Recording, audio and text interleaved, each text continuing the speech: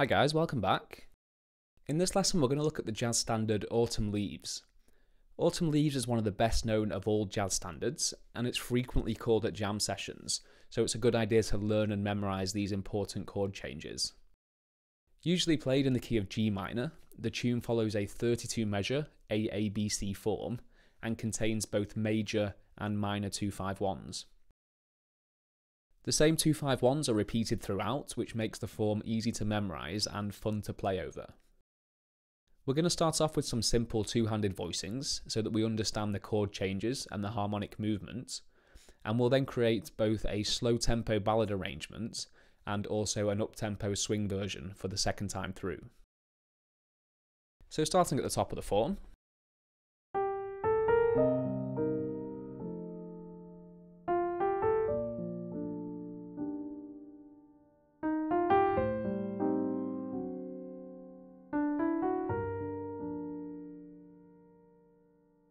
So to break down those two lines, we start off with a 2-5-1 in B flat major, C minor 7 to F7, and then the B flat major 7 goes to E flat major 7, which then leads us into a 2-5-1 in G minor.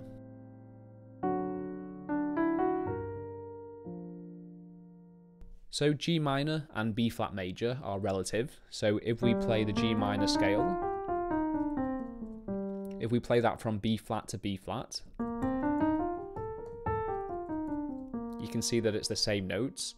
So what we have here is a 2-5-1 in B flat major, and then the E flat major 7 is a pivot chord, which then takes us into the relative minor, which is a 2-5-1 in G minor.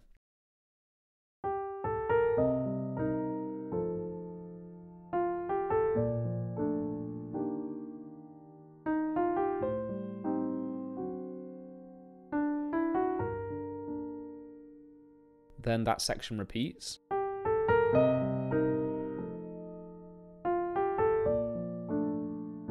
We can play E flat major down here.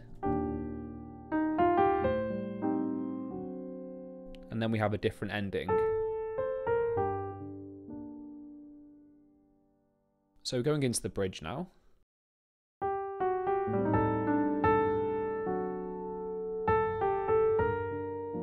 We have another 2-5-1 in G minor.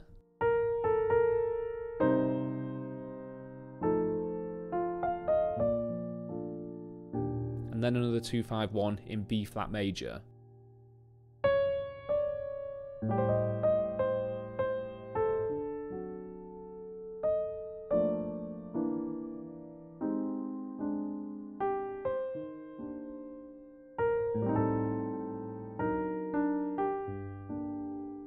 The tune finishes on a 2-5-1 in G minor. So basically the whole tune is composed of 2-5-1s in either B flat or G minor. So the only exception is the 6th and 5th to last bars, where we have a 2-5 in C, so G minor to C9, and then a 2-5-1 in E flat major. So G minor, C9, F minor, B flat 7, A minor 7 flat 5 again, D7 flat 9 sharp 5 to G minor. I would recommend practicing through with these simple voicings so that you can get your fingers around the chord changes.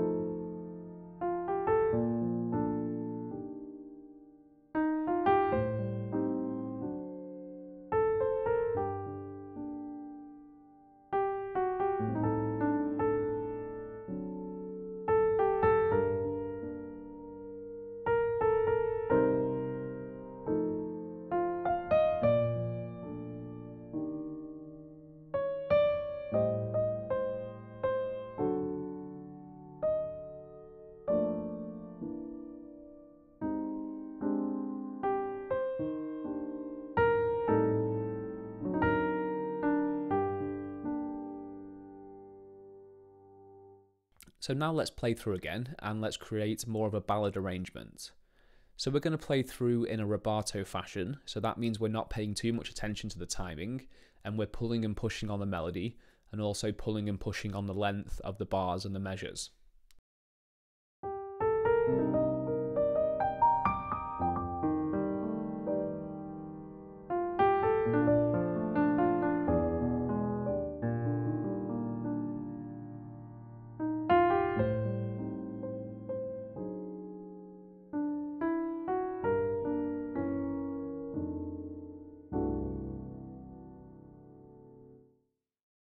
So let me break some of that down.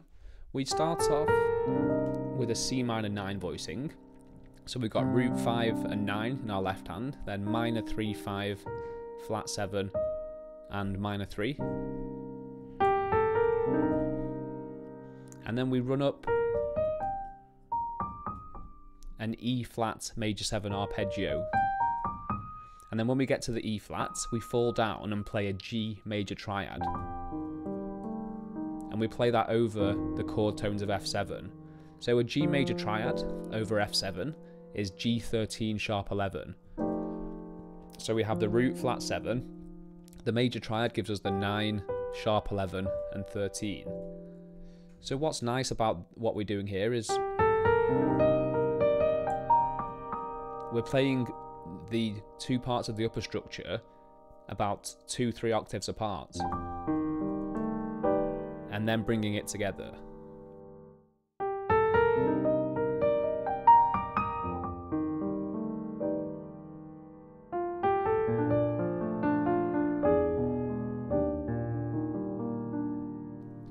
So that was a passing chord then. We played a B flat major 7 and then arpeggioed up the chord tones and then hit E7 to E flat major 7.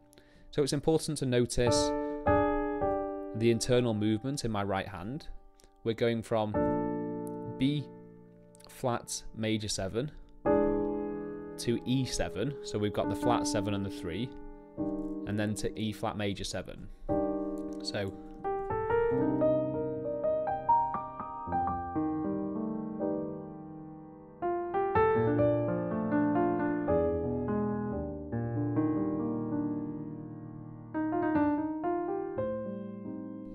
we can go down here to a sharp 9 sharp 5, so D7 sharp 9 sharp 5.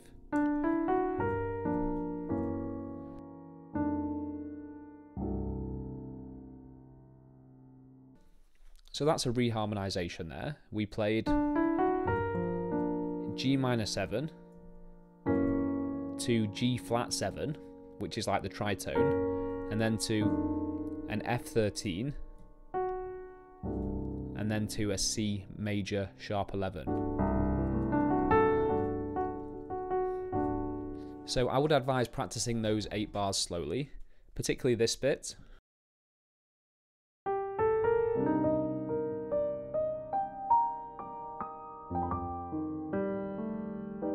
It can be difficult to arpeggiate the left hand, you know, whilst playing upper structures so high on the keyboard.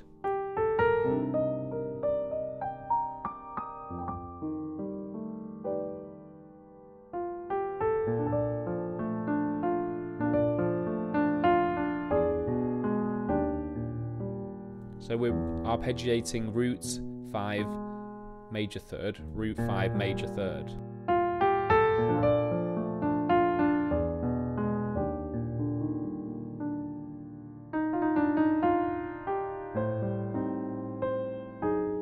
We can also go to a D7, flat 9 sharp 11 here. So that's like a major triad built off the sharp 11.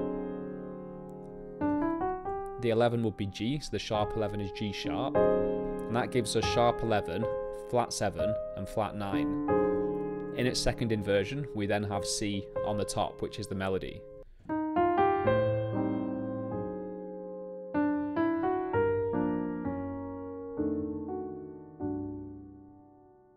So carrying on now.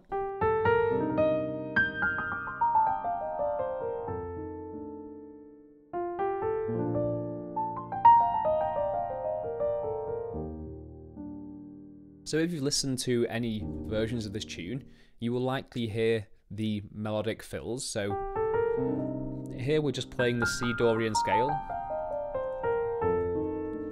But what's important whenever you do a scale run fill like this is to have a point where you're going to finish the scale. So in this example, we're playing over C minor and we're moving to F7, so we resolve from the flat 7 into the third, just as if we were playing a 2-5-1. So we're outlining the movement of the harmony, which is the flat 7 falling to the third of the 5 chord.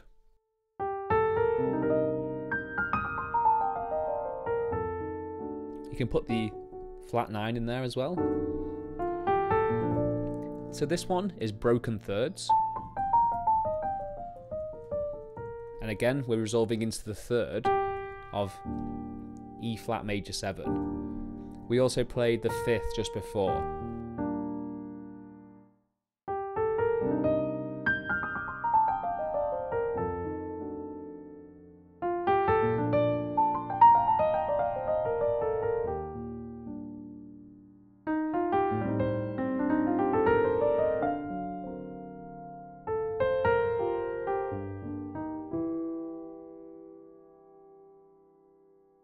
So over the A minor 7 flat 5,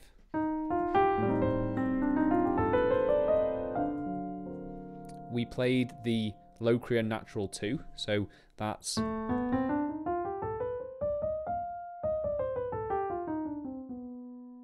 basically all white notes except the flat 5.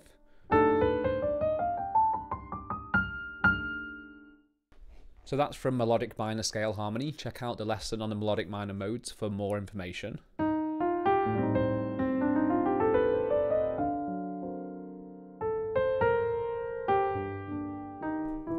Also notice the movement on the G minor 7. So we're going up from the 5th to the sharp 5 and then resting on the 6th. So this internal movement is really useful on a chord when you have the same note tied across the whole measure. So when the melody's static, we can add movement inside the chord. So I'll play through the A section, then we'll go straight into the bridge.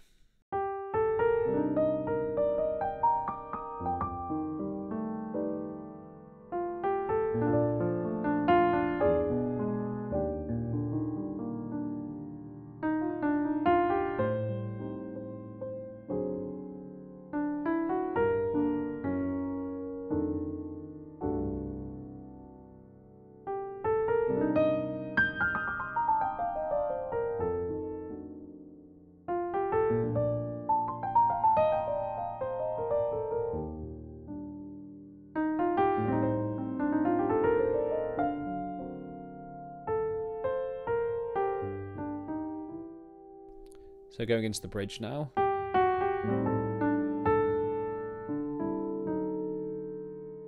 On the D7 we played a D9 sus and then resolve it down to a D7 flat 9. So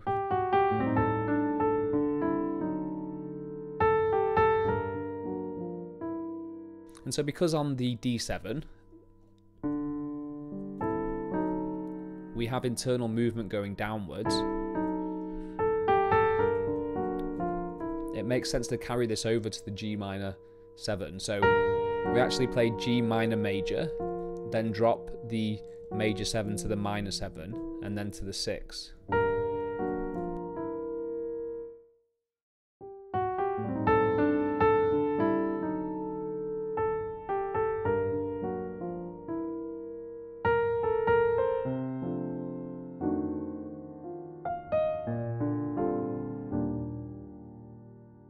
So that was interesting. A C13 sus to F13 flat 9, and then over the B flat major 7 we played a major so what variation. So this is like a so what chord built off the major 3rd. When we put B flat in the bass, that gives us a major 13 voicing with this quartal stack in the middle, and that resolves nicely down to the E flat major 7. So let's play through that again.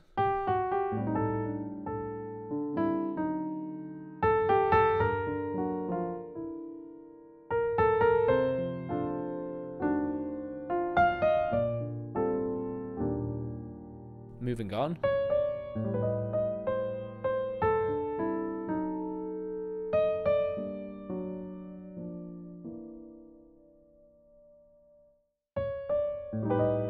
So this voicing for the A minor 7 flat 5, we've got root, flat 7, flat 5, flat 7, 9 and flat 5. And again we go down to the D9 sus to D7 flat 9. So in this instance we have a dotted minim in the melody.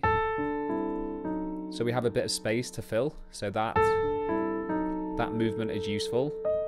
And this is a reharm. Instead of playing the 2 5s, we play a minor line cliche. So G minor over F sharp, G minor over F, G minor over E, and E's a half step above E flat major 7.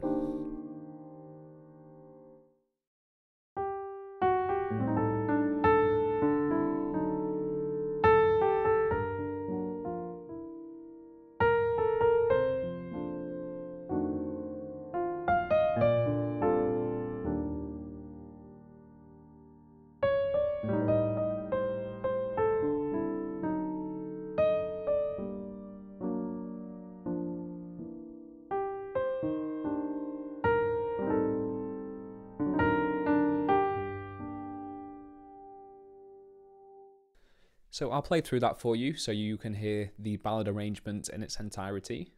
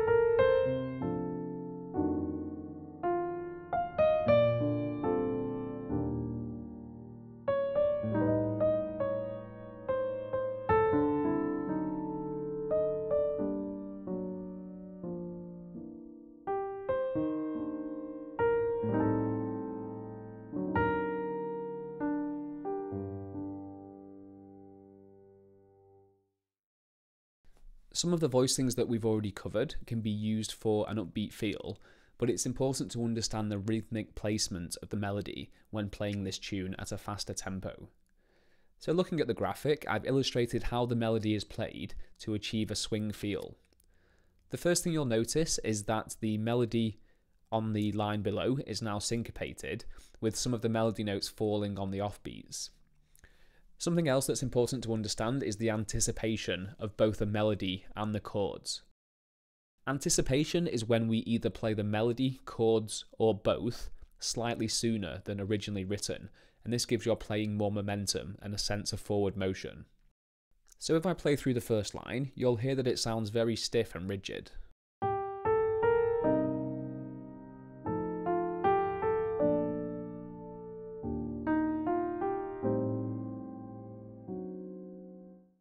So if we compare this to the second line, the first thing you'll notice is we start on the and of 2. So instead of going 2, 3, 4, 1, 2, 3, 4, we have 1, 2, and 3, 4, and. We also hit the E flat on the and of 4, so you can see it's tied over. So this is anticipation. We're basically anticipating the next bar at the end of the first bar. So 1, 2, and 3, 4, and 2, and 3, and 4, and. And then the other side of it is the chords. So we play the chords on 3 and 4 and. So again, you know, we're anticipating the F7 on the and of 4. And so you can use this feel throughout the tune to really get that sense of momentum and swingy feel. So now let's play through again, but let's add some different voicings in, some that would be more suited to an up-tempo arrangement. So the first one, we play a so what chord, and then we drop this E flat major triad on top. We drop that down by a half step and then play it over F7, and that gives us a D major triad, which is 13, flat 9 and 3. So is a nice couple of stabby chords to play through the 2-5.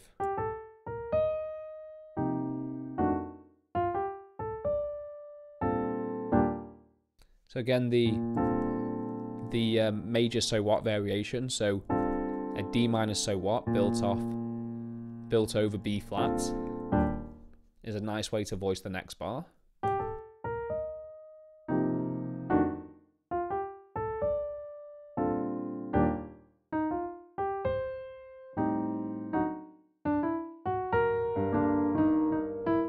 Carrying on now.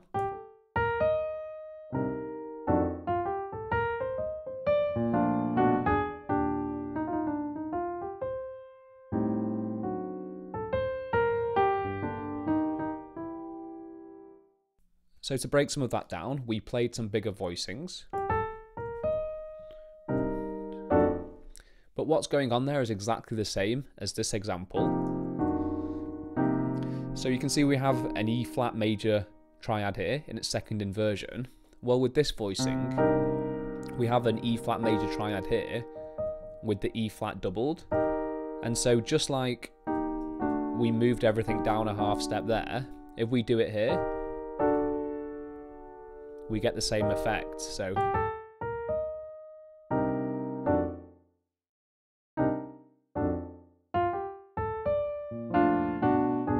if you print off the lead sheet that you can find below, you can see that in brackets above the B flat major 7 in the third bar, we have a B minor and an E7.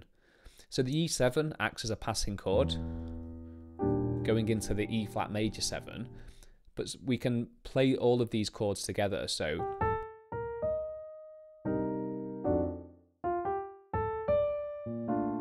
we first play B flat major, then B minor, then E7, and then E major 7. So again, notice the internal movement in my right hand. So I'd practice these separately, and also this.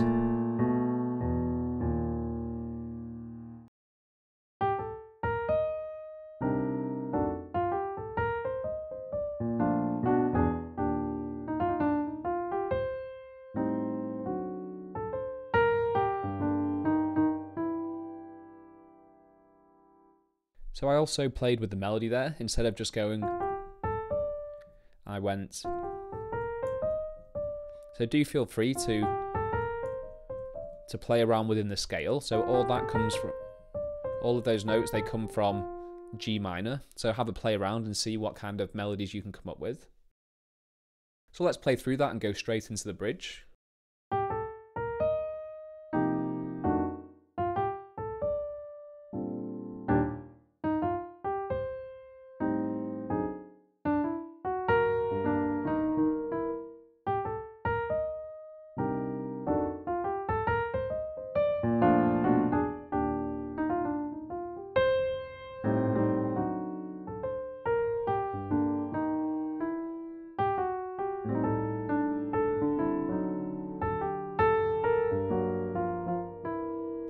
So we played the same voicings, but just with some more rhythm. So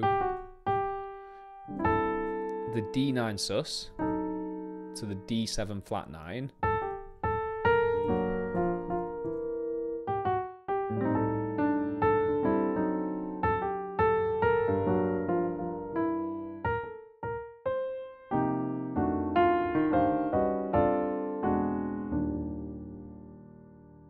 So to break that down, we played the same voicings that we played at the start of the tune. So C minor so what to F7 flat 9. And then we played this voicing, which is an F7 with a quartal stack. So we basically built fourths off the 13. And then we play an E flat 7, sharp 9, sharp 5. And this acts as a passing chord down into D minor. And so we've actually replaced, you know, the B flat major 7 with a D minor chord.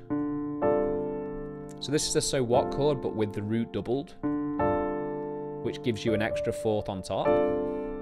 And so this E flat 7, sharp 5, sharp 9 acts as a passing chord, a half step up, going down into D minor.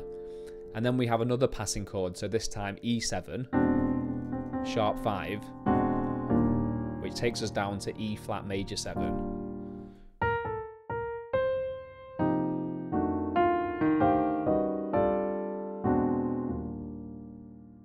Just to play that very slowly for you, so you can get the voicings.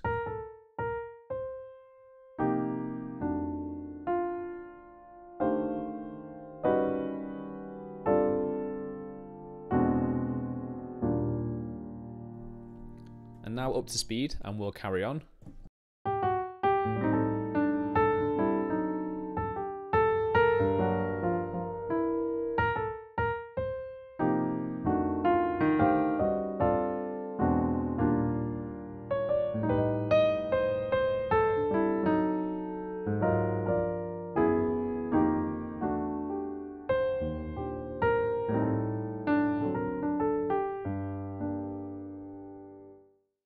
So we added some bigger voicings towards the end of the tune there.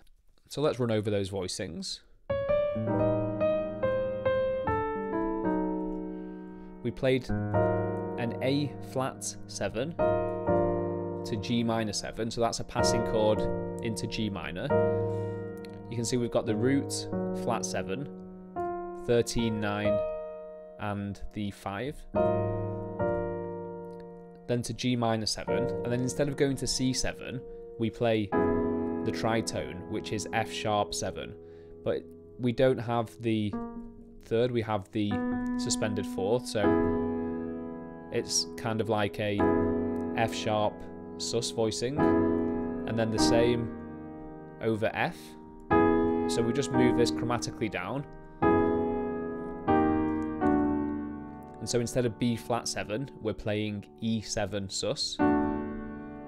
And then that takes us into the E flat major 7. So let's play through that up to speed.